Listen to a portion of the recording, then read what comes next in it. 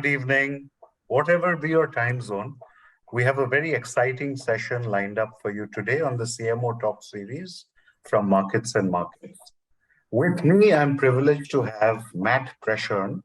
Matt is the Chief Marketing and Demand Generation Officer at NTT Ltd. and has a very rich CMO career in the B2B industry and technology in specific. And as many of you who are following this series are aware, we are exploring within the world of marketing the difference between efficiency and effectiveness in the demand generation ask that today marketers are faced with. And now that we all seem on the precipice of a recession, that pressure on marketing is only going to increase. Whatever dollars get spent need to convert to revenue. Matt, I know, has fantastic insights to offer all of us, to the entire community. So Matt, would you like to say a few words before we get started? Well, thank you, Krishnan, and thank you for having me. I'm looking forward to our conversation today. And yeah, maybe a couple of words about myself. I've been in B2B marketing for probably over 20 years now, maybe a little bit more, but I don't want to age myself all the way, right? I personally think that every year, I think it's getting more interesting. I actually believe that because of the advent of technology, personalization, our ability to operate in increasingly global environments, our profession, and I tend to believe it's a profession, you know, it's a skilled profession, is only getting more interesting, more multidisciplinary. And, you know, I'm honored, Krishnan, to have this conversation with you. And I don't know exactly where it's gonna go, but if our past interactions are any indication, then I would like to think this one's gonna be interesting too. So thank you for having me today. Absolutely, Matt, it is. So let's jump in, Matt. So Matt, in this series, we've been exploring the divergence between efficiency and effectiveness. And let me just give you a quick point of view. And I know you will have a very, very powerful insight on this thesis.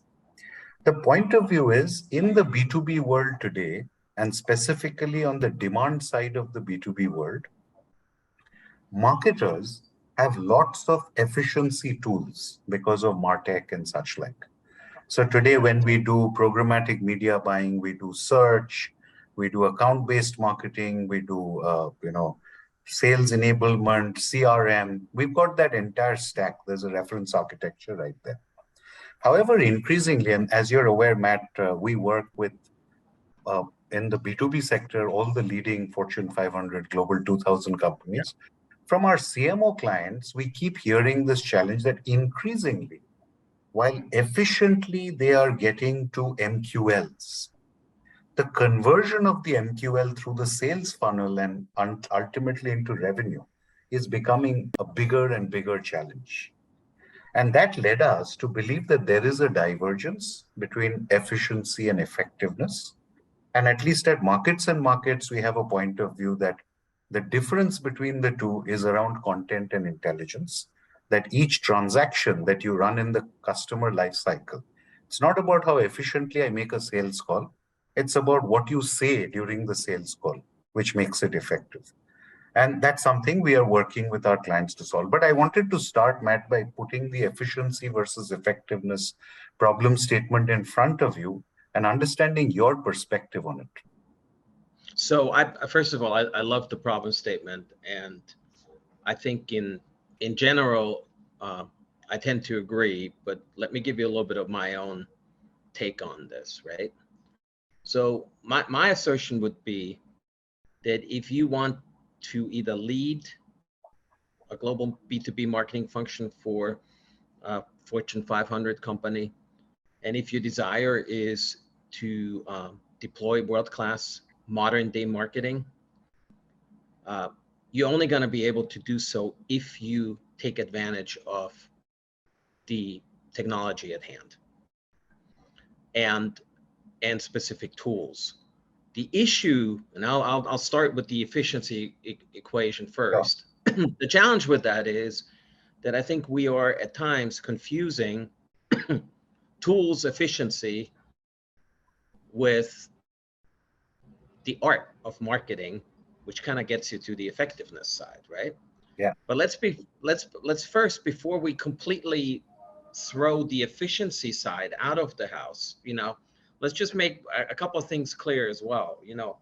Whether or not whatever CRM system you're using, whatever marketing campaign tools you're using, whatever ABM tools you're using, whatever analytics types of tools you're using, whatever insights type of platforms you're using, like the ones you're deploying, I think those are absolutely critical tools, and they're the foundation, but they don't replace the art of marketing. And the analogy I always use is, some of you may know, I used to play tennis in my earlier years, and one of the best tennis players of all time just retired. So let's just use the second best two players out there, Novak, Djokovic and Rafa Nadal. And now let's say you give one of the two of them a racket, a wooden racket from the 70s, and you give the other person a modern day racket today. Who do you think is going to win? Doesn't matter whether Djokovic plays with the wooden racket or Nadal plays with the wooden racket. The guy who plays with today's equipment is going to win. Yeah. That is the modern day marketeer. If you do not embrace technology and the underlying tools, right, you will not be a world-class marketeer living up to today's standards. But now here's the trick. Just because you have the best equipment doesn't make you the best tennis player, which goes into the effectiveness. You still need to train. You still need to sleep. You still need to do all the things to be a world-class athlete to actually win a tennis match. And I think what we have to push ourselves is, I would tell any marketeer, if you don't deploy marketing technology today, by the way, that doesn't mean you have to deploy 50 different tools. I think that's a mistake. You probably need to have a handful of world-class tools that allow you to get the insights and so forth to run things. But the art form of marketing, the content, the insights, the differentiated value propositions, what you actually articulate, how you articulate this in a world where it has to be maybe more humanized, where we have to realize we have a planet that we need to take care of, where we also realize that, there is a certain diversity in the world that we in professional B2B services need to realize. That's where the true art form of marketing comes in. And that's why I think your whole premise of effectiveness leads to it as well. And so that will be my ingoing comments. And I'm curious where you're going to take this, but I agree, but do not, anyone out there, in my view, do not immediately walk away from the underlying technology that allows you to do things we were not able to do 5 years ago, let alone 10 years ago, right? So incoming thoughts for you. Fabulous. No, Matt, we've already done a couple of sessions, and I think you sort of summarized all of it through the analogy you drove of the art of the marketer, because the three things I already talked about too, right? Content and intelligence. You captured that in terms of, the insight part as well as the narrative.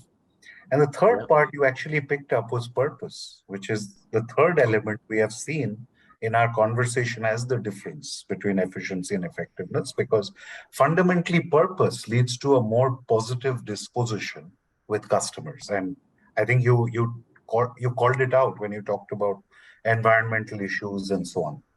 Now, where I want to take you on this journey now, Matt, is assume you are looking at organizations outside in, and you find an organization which is demonstrating the art of marketing, as you so well called it.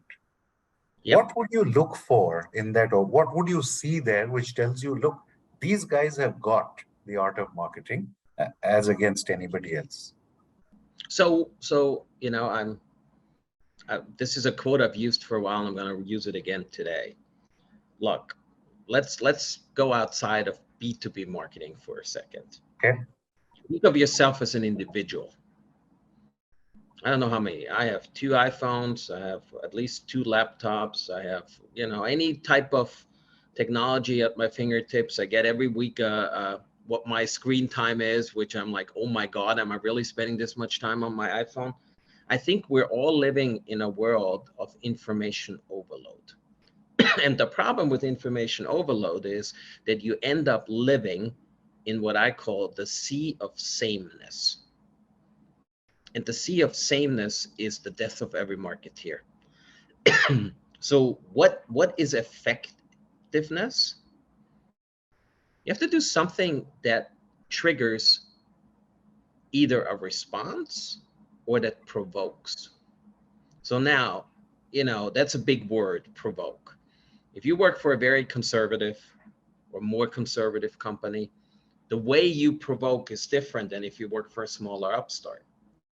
But I think as marketeers, and by the way, what I'm saying here, you won't get any of this from your efficiency tools. This is the art. The art is, and I happen to subscribe also, I call it back to the future. Back to the future means, and now I am going to date myself. When I went to business school and got my master's degree, I had to read a book by Kotler, Marketing Management. Yeah. And some of you may just want to go back to that. And you know what it tells you? It tells you the basis of what competition looks like. It tells you about positioning and value propositions. And by the way, at the times, the 4 Ps that have become the 4 Is and the 4 this and 4 that. But the basic premise hasn't changed. And I think the true art of marketing is how do you, A, position your company and then possibly your capabilities, those can be solutions or offerings, in a way that it's a little bit different. You may provoke, look, you can use humor, you can use all kinds of different things, you can use different mediums, but the best marketeers in this world, in my view, they try to escape the sea of sameness. The sea of sameness is the death of a marketeer. Just because I do the same thing that somebody else has done, you know what? And I will tell you one thing, no customer wants to hear the same story over and over again, just with a slightly different thing on this. And I happen to believe that we as a marketing community are maybe confusing what you call efficiency and effectiveness. But at times I feel like we are borderline using the efficiency tools as a crutch to kind of overshadow our lack of focus on effectiveness. And I have to tell you, one of the things that's been a pet peeve of mine for a long time, the word content by itself is not one of my favorite words, because I think content by itself is kind of borderline meaningless. But does it give you insight? Does it give you a point of view? Does it give you thought leadership? Does it give you something that you can't just simply get somewhere else? And by the way, can you get it quick, right? Can you get it onto your fingertips? And then what do you do with something that is insightful, differentiated, provoking, all of that? That's where the art comes in. That's where the effectiveness comes in. And if we as marketeers and as a marketing community don't realize that, I think we are going to continue to see this trend of CMOs. Why does the CMO lifetime continue to go down? Why is it still one of the short-lived position in the C-suite? Oh, well, maybe something around this efficiency and effectiveness and the art and the science and all of that kind of has to play with it. So again, I hope I'm not provoking, but maybe I am provoking, and maybe I'm provoking with purpose. Okay. No, you're provoking very nicely. Let me land that the provocator in you into organization design today, Matt, because Okay. what you said makes eminent sense at the level of the brand. But today, when you look at the marketing operating model in most B2B and tech organizations, usually the alignment is by product. and not typically by market, especially if it's a Or technology customer, or customer, or customer. or Exactly. customer.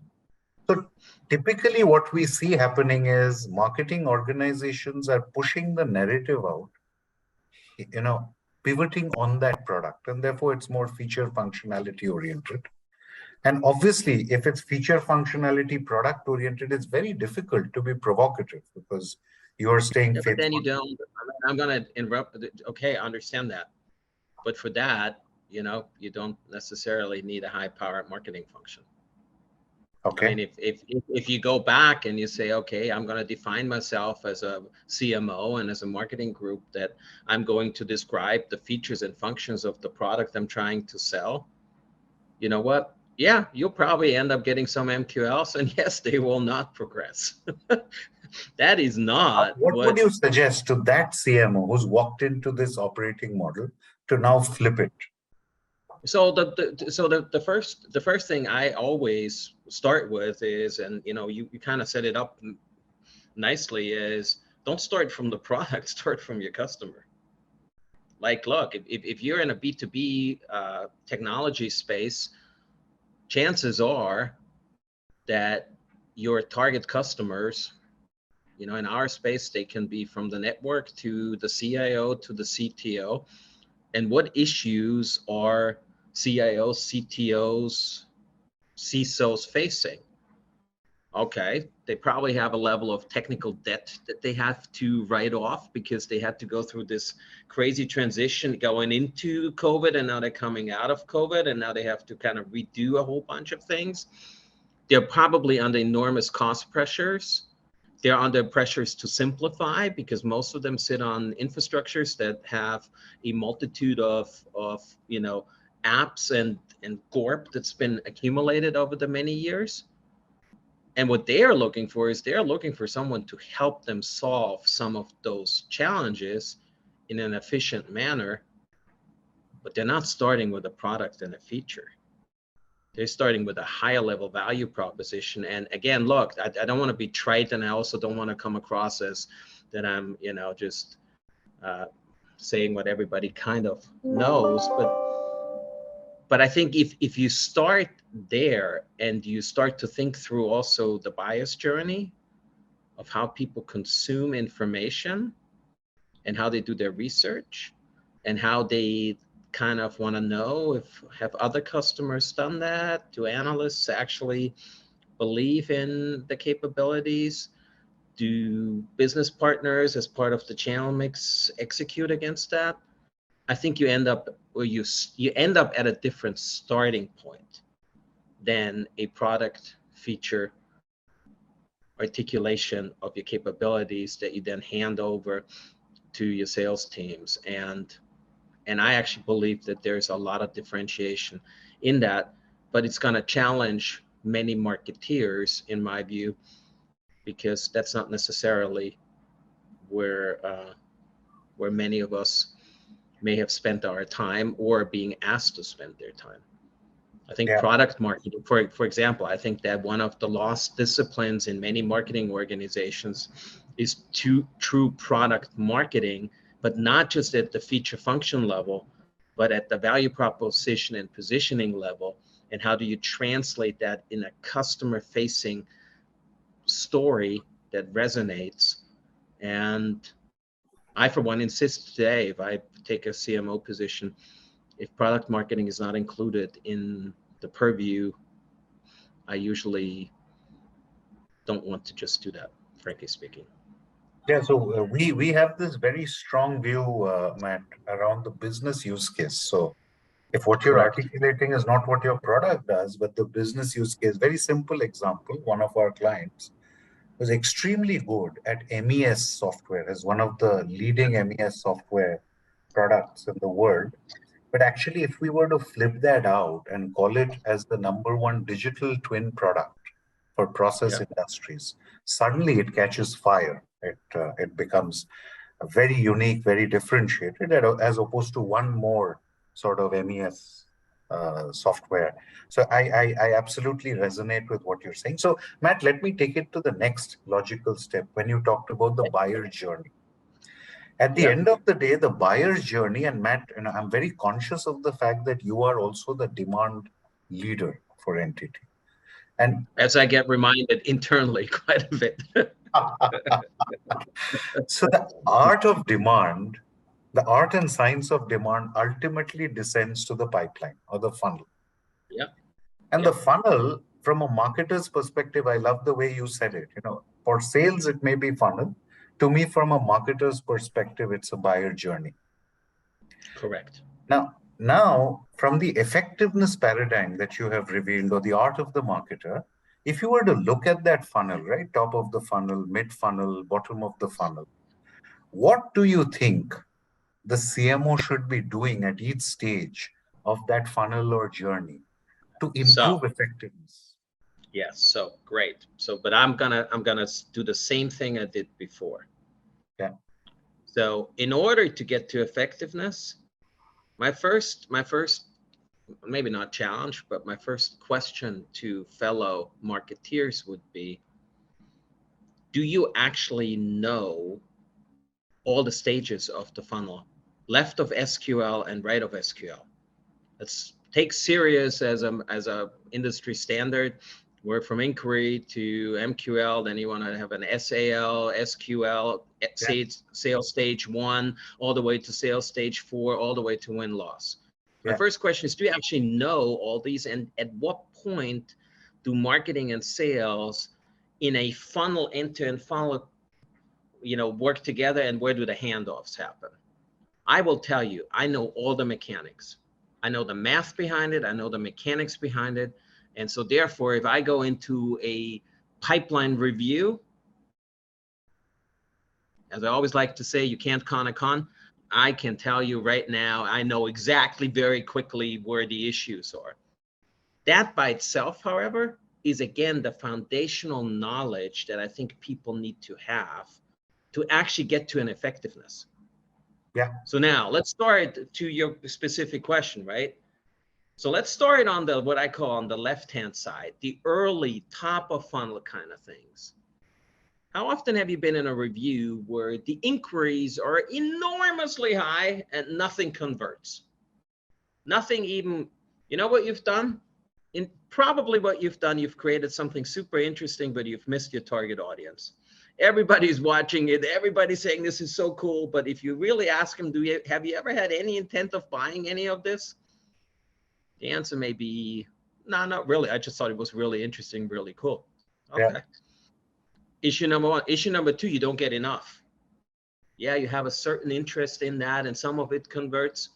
Oh, well, whatever you've put into the market, whatever campaign, whatever you've decided to do, probably missed the mark. You may have missed the target audience. You may have missed the real issue. You may have had bad creative. You may have had a whole bunch of things, but you probably need to go back and say, why is this not working? And then you also need to analyze your marketing mix underneath that.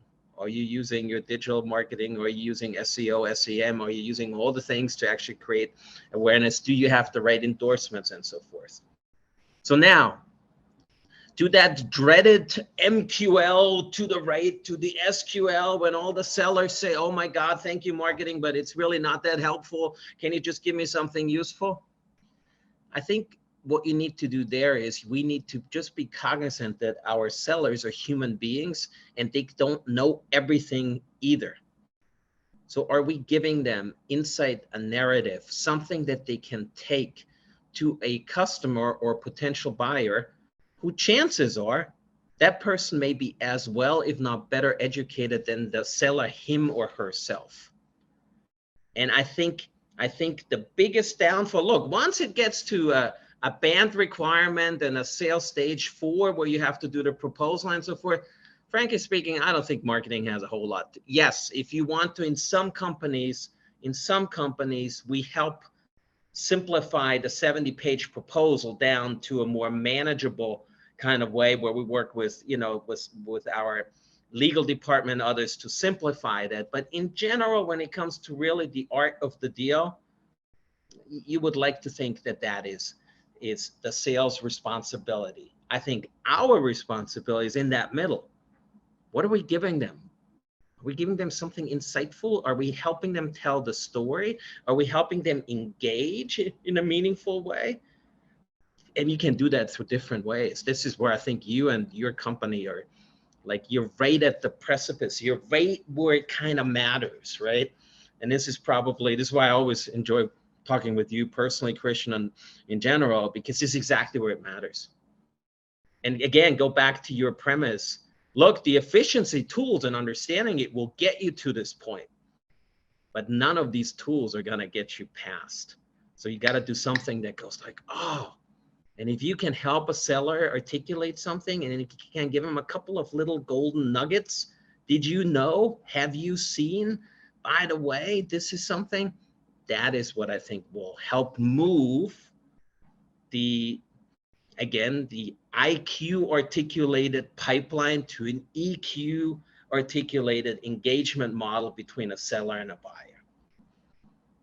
Matt, that was so brilliantly done. I'm not going to ask you any more questions. Okay. Because usually my last question in these sessions is, for our audience, what should they go back and do after listening to this tomorrow in office? And I think you've already answered that, because I think, and you made two brilliant points in that answer. And I'm going to articulate it the way I heard you say it. The first point is the marketer needs to have in-depth understanding of every stage in the funnel and understand it through the lens of the buyer journey. What makes the buyer move from stage 1 to stage 2? And if you don't understand that, it's not going to happen. So that learning, I think, is crucial. And the second point I think you made enormously powerfully is the marketer must understand how are you creating value for the seller. And that value lies in insight and narrative that you are able to equip the seller with so that they can create value for the customer. And I think if these two things can, cover a significant portion of anybody who's listening today, their agenda tomorrow, they are going to become far more effective marketers. And that to me is a great takeaway. I'm still gonna leave you with one last thought, because I always have one last thought. Fantastic. So my last thought for everyone, and this is, again, we're talking B2B, right? We're talking technology. By definition, most of what we do is not just transactional, I would suspect, right? So remember, everyone, one thing out there, it held true 4,000 years ago, and it's gonna hold true 1,000 years from now. People do business with people who they like and trust. Make no mistake, all of the tools, all of the insight, all of the other things are important. Do not underestimate the EQ portion of what we as marketeers can contribute to an IQ-centered B2B IT universe. And with that, Krishnan, it was a real pleasure. Thank you for having me. Fabulous, Matt. Super. Thank you so much, Matt. I've learned a lot, and I'm now putting into our model of efficiency and effectiveness, I'm adding EQ, because that was a super point.